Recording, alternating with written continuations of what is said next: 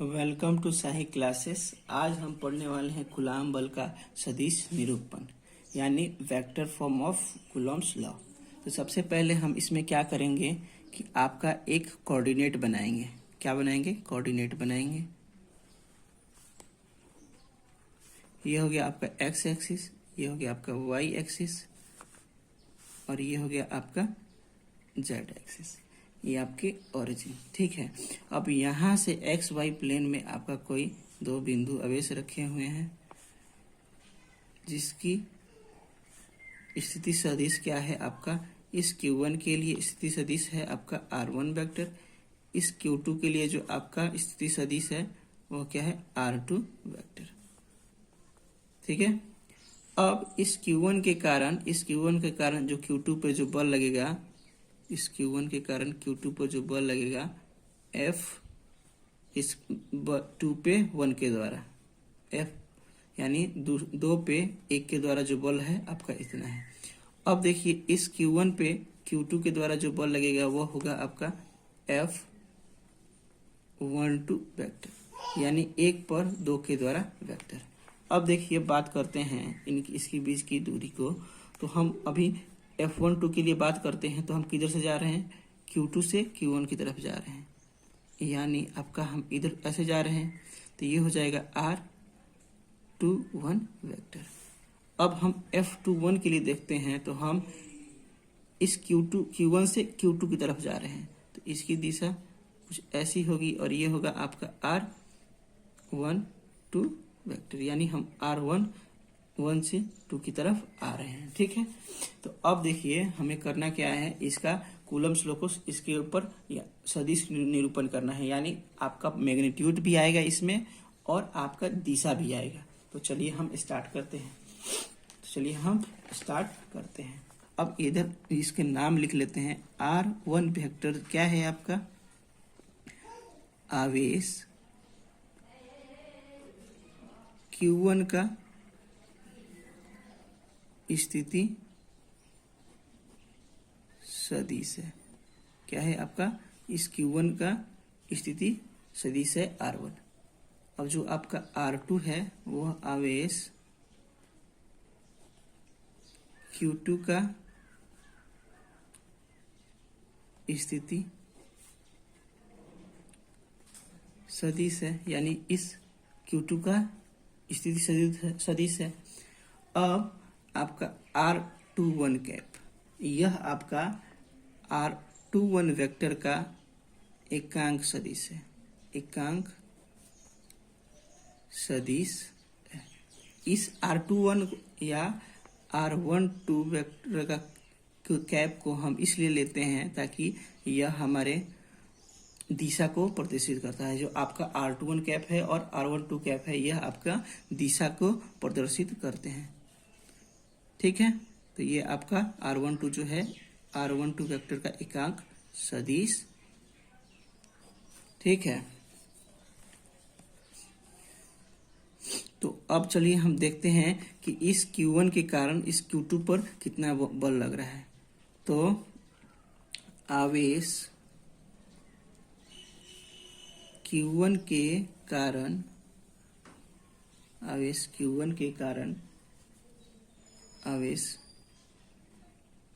Q2 पर बल। तो इस आवेश Q1 के कारण Q2 पर कितना बल लग रहा है? F21 vector. तो हम कूलम्स लॉ में पढ़े हुए हैं कि 1 बट्टे में बल क्या होता है? 4 pi epsilon not Q1 Q2 बट्टे में दूरी के R²। तो यहाँ हमारे लिए अभी दूरी क्या है इस F21 के लिए? यहाँ से हम यहाँ आ रहे हैं, 1 से 2 पर आ रहे हैं, यानी R12 वेक्टर। तो R12 वेक्टर का स्क्वायर और दिशा किस दिशा में आ रहा है? यहाँ से यहाँ तक आ रहे हैं तो दिशा हो जाएगा R12 का कैप। अब इक्वेशन 1 नंबर मान लेते हैं इसको। अब देखिए आवेश Q2 के कारण बल क्या होता है वो देखते हैं। आवेश Q2 के कारण आवेश Q1 पर बल, आवेश Q2 के कारण यानी इस Q2 के कारण इस Q1 पर कितना बल आ रहा है उसके बारे में हम देखते हैं। तो इस Q2 के कारण 1 पे दूसरे के द्वारा बल आपका ये है, तो F12 वेक्टर जो है एक पर दूसरे के द्वारा बल है, तो ये हो जाएगा आपका 4 pi epsilon not Q1 Q2 बटे में R21 का स्क्वायर, R21 का वेक्टर और R21 वेक्टर का कैप। ये हो गया आपका समीकरण 2। समीकरण 1 और 2 से, समीकरण 1 और 2 से आप देखिए ये सब सेम है, बस क्या है आपका ये अलग है। क्या है? ये अलग है। तो हम अब लिख सकते हैं कि जो आपका क्या R21 वेक्टर जो है क्या है माइनस है R12 वेक्टर का। क्यों? क्योंकि देखिए यहाँ पे दोनों अलग अलग दिशा में जा रहे हैं, ठीक है। तो यहाँ पे दोनों आपके अलग अलग दिशा में जा रहे हैं, इसलिए यहाँ पे आपका माइनस का साइन लग गया है, ठीक है।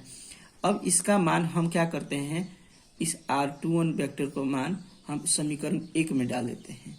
तो R21 वेक्टर का मान समीकरण 1 में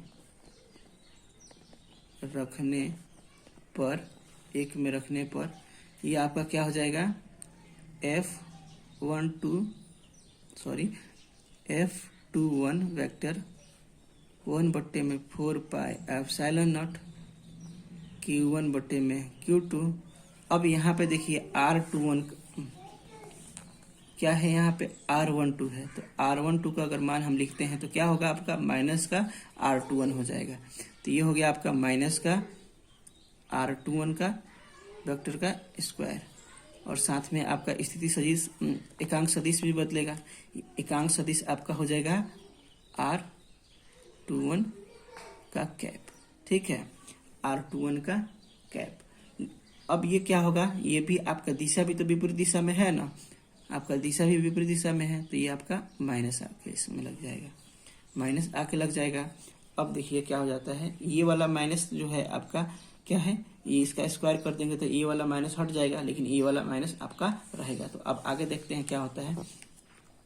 जो आपका F21 वेक्टर है वह क्या हो जाता है, 1 बट्टे में 4 pi epsilon not Q1 Q2 बट्टे में R21 वेक्टर का स्क्वायर और R2 का कैप। अब ये वाला देखिए, ये वाला जो पूरा है आपका कहीं आपका F इक्वेशन 2 वाले से पूरा से मिल रहा है, 1 बटे 4 पाई Q1 Q2 R21 का क्या, देखिए तो यही चीज हम लाए हैं। तो अब इसको हम क्या करेंगे, तो यहाँ से हम लिख सकते हैं कि जो आपका F21 वेक्टर है क्या है, माइनस का F12 वेक्टर। क्यों? क्योंकि F12 का इतना ही मान आप यहाँ पे देखे होंगे कि इतना ही मान आपका आया हुआ है, 1 बट्टे में 4 पाई एप्सिलॉन Q1 Q2 बट्टे में R21 वेक्टर का स्क्वायर होगा और यहाँ पे R2 का कैप। तो इतना ही चीज आप देख रहे होंगे यहाँ पे भी है। तो अब इसके जगह पर हम ये लिख सकते हैं। तो यहाँ से आप देख रहे हैं कि दोनों बल बराबर हैं, लेकिन क्या है, विपरीत दिशा में है। दोनों बल बराबर हैं लेकिन आपका क्या है, विपरीत दिशा में है। तो इसको इक्वेशन 3 मान देते हैं। तो समीकरण 3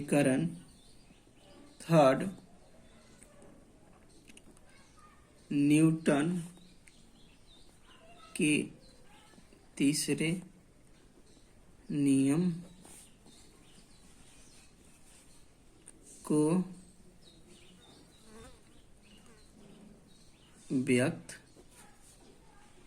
करता है। न्यूटन का तीसरा नियम यही न कहता है कि जितना हम बल लगाएंगे उतना ही बल हम अपोजिट में, every action is equal to every reaction. Newton का यही तीसरा नियम कहता था। देखिए यहाँ पे every action is equal to every reaction, या और यहाँ पे आपका जितना हम एक्शन करेंगे उतना ही हमारा रिएक्शन उसका मिलेगा अपोजिट में। तो वही चीज आपका यहाँ पे आ गया है। तो यहाँ से हम वेक्टर के सदिश निरूपण से यह देखें कि आपका जो वेक्टर है F12 वेक्टर दोनों बराबर हैं, लेकिन परिमाण इनका अलग है। अब आपको वीडियो कैसा लगा है, प्लीज़ वीडियो को कमेंट्स करके बताइए, और हमारे चैनल पे अगर नए हैं तो सब्सक्राइब कीजिए हमारे चैनल को, और इस वीडियो को शेयर कीजिए। Thank you.